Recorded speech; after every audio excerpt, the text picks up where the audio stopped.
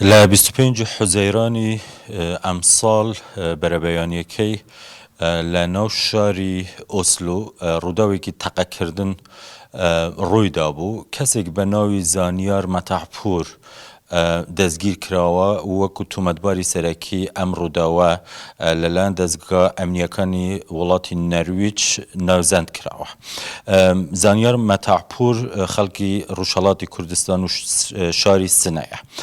هەرزوو ڕای گشتی نەرویج گوتی ئەمە هێرشێکی لە نێودوو کەوانە ئیسلامی تیرۆریستیە.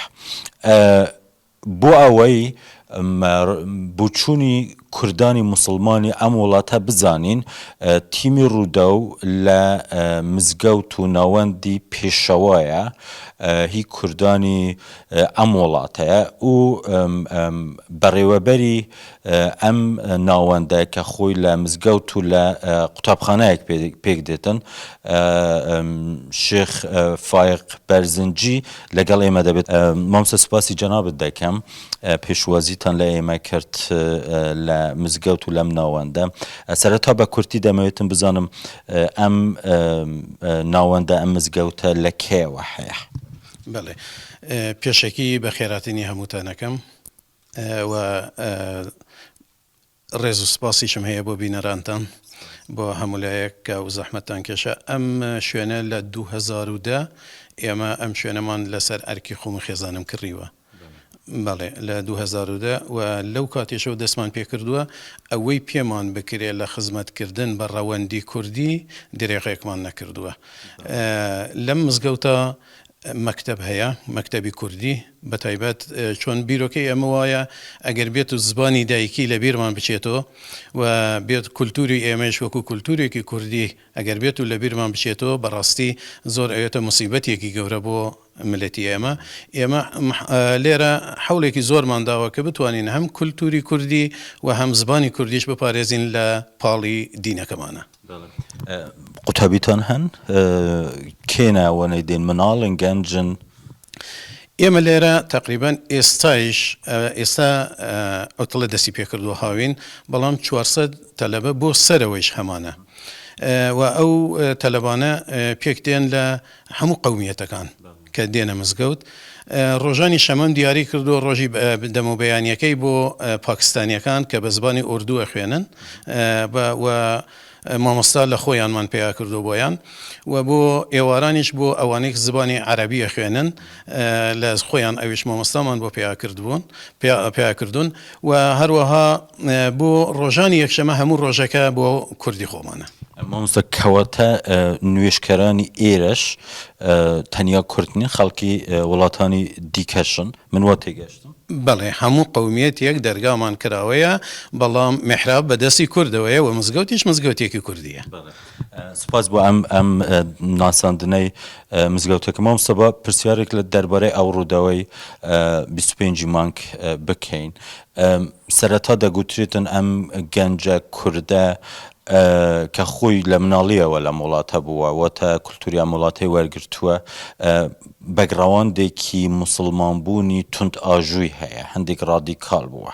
جەنابەت وەکو هەم مامۆستایەک هەم بەڕێوەبەری ئەم مزگەوتەی قەت گوێت لێ بووە ئەم گەنجە کوردە هاتوو چووی مزگەوتەکان کردبێتن یان لە نێو چاڵاکیە کوردیەکاندا بینراوێت؟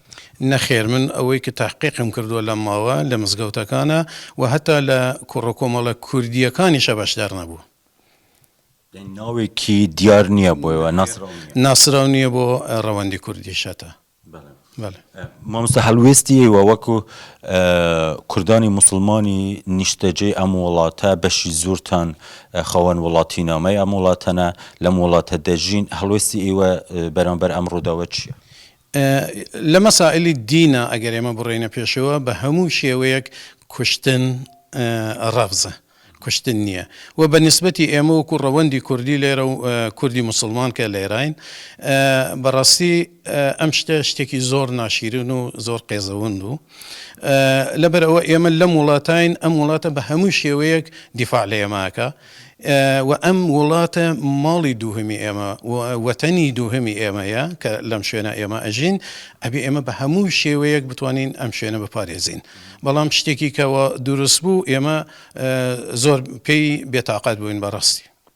مامۆستا چەند مزگەوتێک لێرە هەن لە وڵاتەکەی لە دەستی کوردانە لە هەمان کاتیشدا کۆمەڵێک یان ژمارەیەک کۆمەڵە و دەستگای کوردی هەن ئەوەی من تێبینیم کرده بێتن تا ئێستا هەڵوێستی ڕەوەندی کوردی لەم وڵاتە لەمەڕ ئەم ڕووداوەیە گرتو نەبووە هوکارەکەی چییە جەنابەت هەم لەناو کۆمەڵگادای هەم لەناو موسڵمانانیشدای بەڵێ ئەوە ئەگەڕێتەوە بۆ ئەوەی کە ئێمە خۆمان لە کوردستانیش ئەبێنین هەر یەک گرتو نیین چە لە دینی بێچی وە خودی خۆم گلەییم هەیە لە ڕەوەندی کوردی ئەحزابەکان و مزگەوتەکانیش هەمومان بە یەکەوە ئێمە لە 2011 کە مەسئلەی ئوتویا ئەوەی کە بریڤیک 7 نەفەری کوشت 7 نەفەر و شتێکی کوشت ئەو کاتە کچێکی تیا بوو بەناو بانوو کە کورد بوو لە ئەو کاتەوە هەر ئەو کاتەیش ڕئیس وزەرا یا ئەوانەی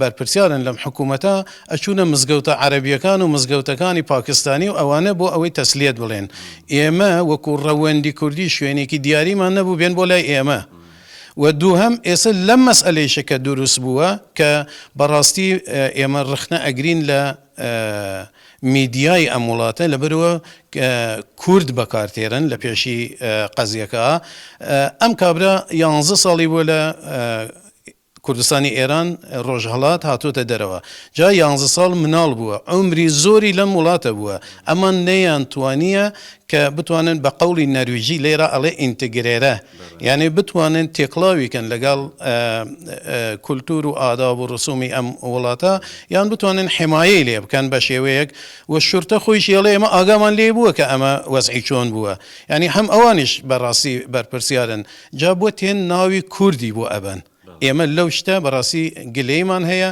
و هەروەوتم گلەیمیش لە ڕەوەندی کوردی و مزگەوتەکان هەیە شوێنێکی تایبەتمان نییە کە ئێمە لە مقدراتێکەوە بێ بتوانین یەکدەنگ بین یەک ڕەنگ بین و بتوانین دیفاع لە وەزعی خۆمان بکەین چاوەکەمی ڕێزم هەیە بۆتان دووارە منیش هەروە ڕێزمیش هەیە بۆ بینەرانتان سپاسانە بە خێراتنتانەکەم چای من سپاس بۆ ئێوەش